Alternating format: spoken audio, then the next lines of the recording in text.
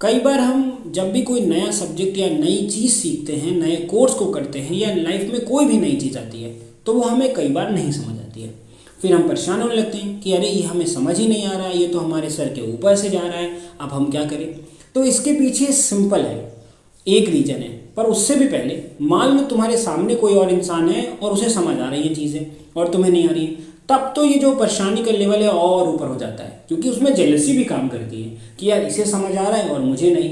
कभी कभी हमें थोड़ा सा सेल्फ डाउट भी होता है कि अरे उसे समझ आ रहा है मुझे नहीं। और कहीं कहीं पर हमें थोड़ा सा छोटा भी महसूस होता है, हमें फील होता है कि हम थोड़े से सबऑर्डिनेट हैं, वो कितना सुपीरियर है ना। इन्फीरियोरिटी कॉम्प्लेक्स भी डेवलप हो जाता है, ठीक है। पर ऐसा नहीं है, देखो सिंपल है, अगर उसे समझ आ रहा है तो बहुत अच्छी बात है। पहली चीज़ तो उससे डायरेक्ट पूछ लो कि भाई तुम्हें समझ आ रहा है तो मुझे भी समझा दो, एक सिंपल सी चीज़ है।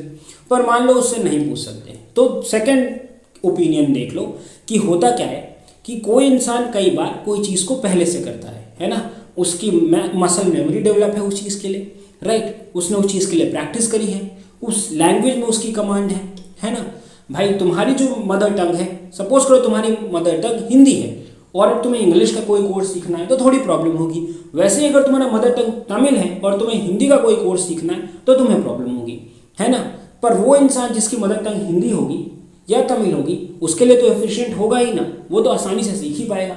तो ध्यान रखो, अगर तुम्हारे पास एक नया चैलेंज है तो सबसे पहले उसे अच्छे से ग्रैस्प करो, समझो धीरे धीरे, और फिर उसमें एक्सेल करने का सोचो और फिर तुम एक्सेल कर सकते हो। तो ध्यान रखना इस चीज़ को, जब हमें कोई चीज़ ना समझ आए तो इसका मतलब है कि उसे टाइम देके आराम से सीखना चाहिए।